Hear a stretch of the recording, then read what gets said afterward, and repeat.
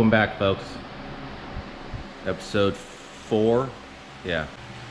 Got everything lined out. I brought you up to speed on the last part. I'll spare you with a bunch of mumbo jumbo. I feel like I speak too much at the beginning. Today I got going on. I got the motor set up for the motor mounts to be welded in, and with that, I measured back and forth with the, here's the mounts, these guys. Got them measured out. I was using little cardboard templates just to go back and forth, finding the right size that works. These are the dandies right here, so I went with that, and I'll be going back and forth. Once I get these cut, they're a little bit, I padded the length a little bit, so I have margin for error on either side of the motor. So I'll probably be going back and forth from the grinder to the motor just to see how it fits and get it just right.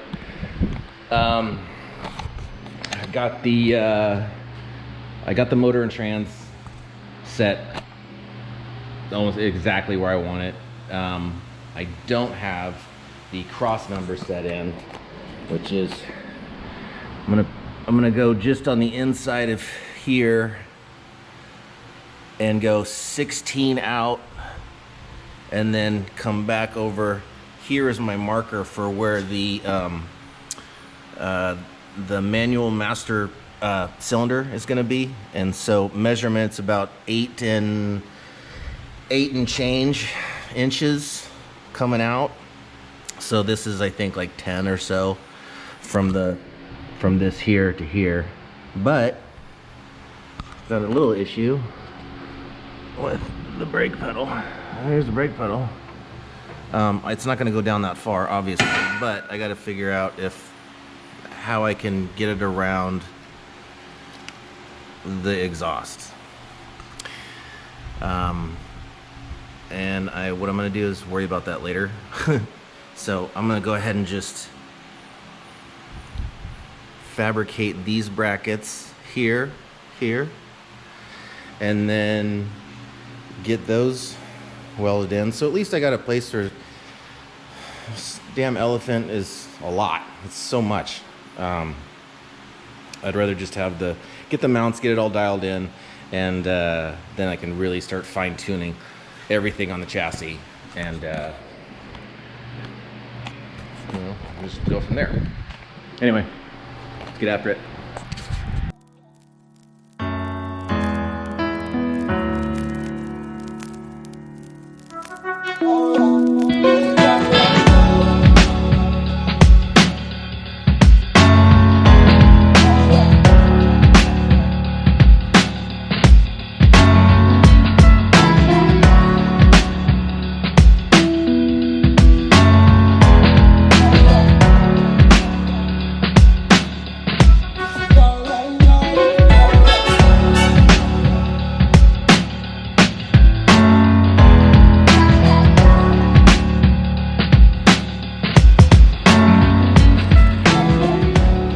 All right, I got them welded in. They were basically the mounts that I got for these were from good God, Horton. I have to look at.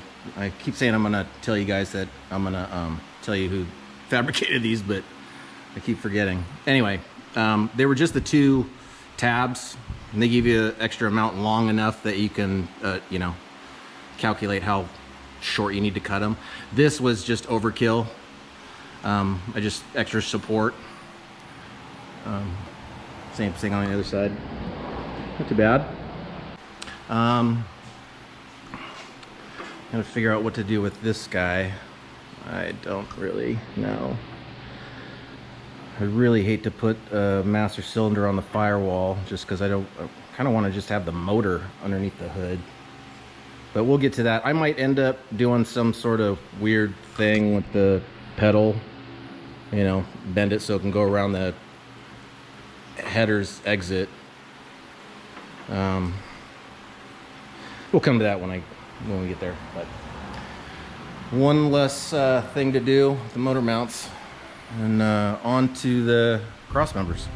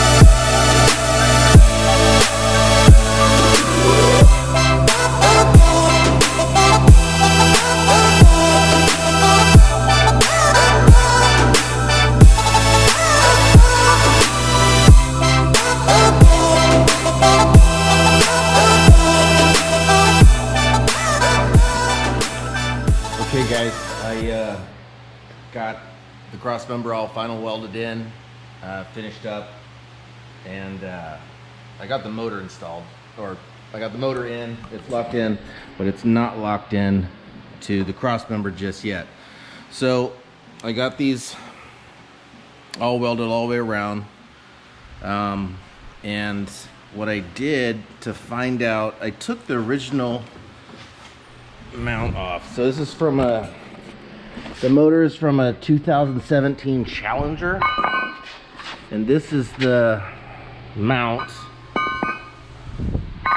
that the trans sat on, but then it mounted to the body of the car. So there was like a solid mount here, and then the bushing is here, or the trans mount to, you know, absorb the vibration. Well, I took that out. I thought I was going to be able to use it, but no, it's just too clunky. But thought, hey, I'll keep the bushing where that other mounts. Take that off.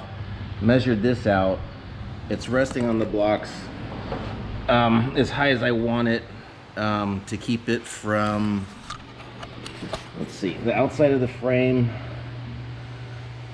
The trans is probably sitting at lowest, like right in here. Okay, that makes sense. That there is about midway. So what I did to get the measurement for underneath the grommet here, this bushing for the trans mount, is I took a line, I wound it here and tightened it up to over the other side, tightened it, and then I measured from the line to the top of this block where it's resting. So I took that measurement, and out of this box steel that I've been using, I cut out a chunk of it and made this. So So here's what we got. I'm gonna take it, I'm gonna mount it on underside of both. Oh, that's great. I didn't mean to choose that, but I'm going to mount it here to the underside of the cross member that I just finished welding into the chassis. And then I'll finish this off with some heavy gauge plate steel. I don't know, 11 gauge, 12 gauge. Anyway, I'll get to that. But here's where we are so far, and I'll take the measurements of where the two mounts for the trans mount. They'll mount underneath there. So at least this way, it'll be bolted to the frame.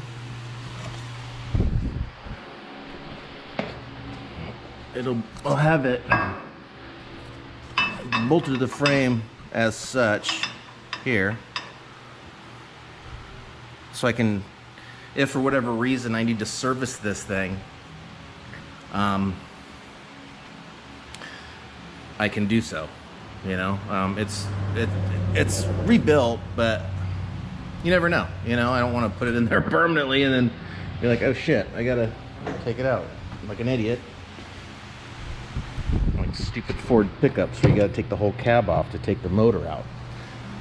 Anyway, so yeah, that's where we are right now, and I'll get to putting this together here, and I'll show you the final when I'm done.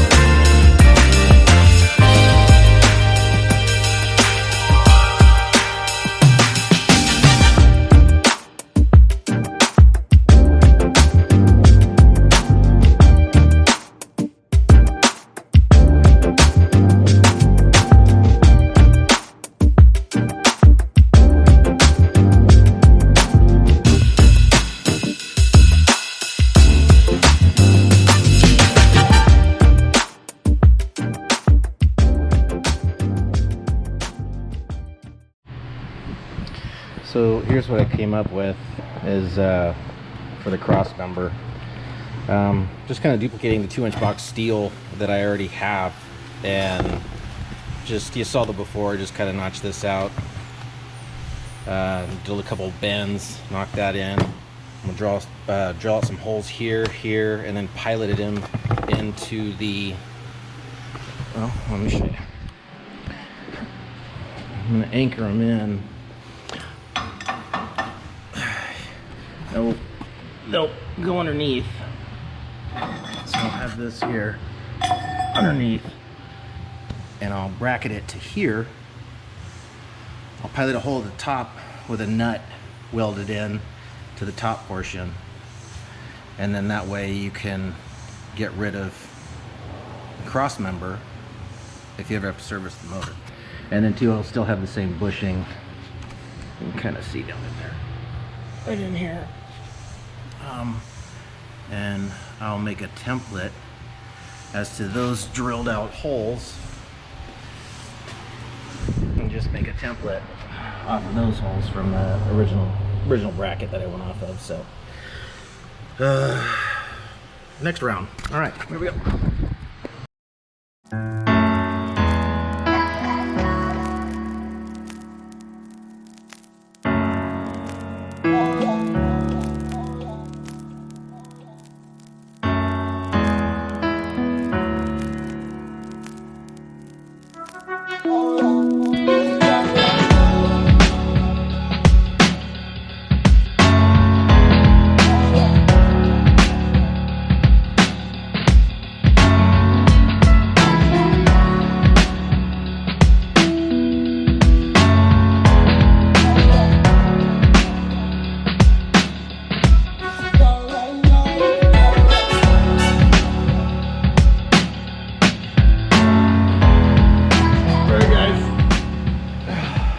Up with the cross member for the trans mount. I'm happy with where it's at. Again, I measured, I don't know, 35.3 times, and then another 40 times after the fact when it was already welded in. So like I got it all to where I like it. It's should be nice. That's it for this episode. I think I got enough footage for this round, but it's all there. I never did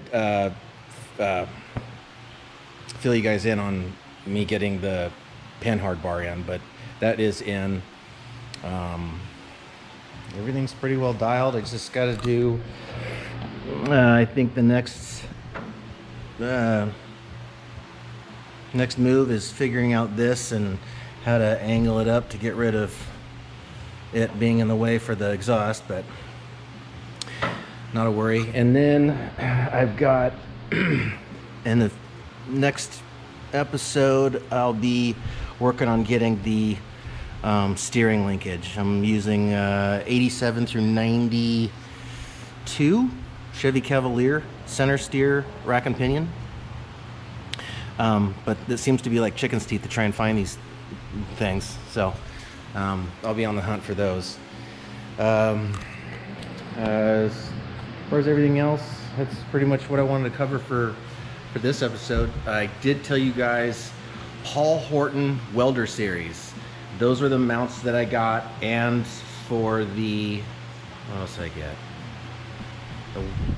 The mounts for the motor. Oh, and then the panhard bar. He gives you the kit. You welded it yourself. Some things come prior welded, but I mean, you put the kit in, like a kit you'd get anywhere else. But it's really nice stuff. He's out of Canada. Got my stuff in reasonable time. Another thing I was going to tell you was I'll try and work the picture-in-picture thing and try and figure out how to put the image of the car that I am inspired to build this car.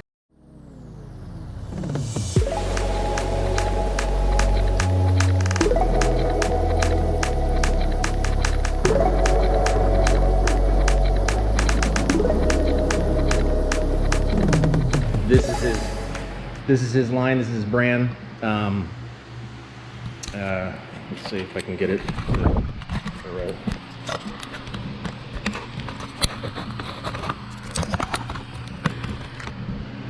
This is his shirt.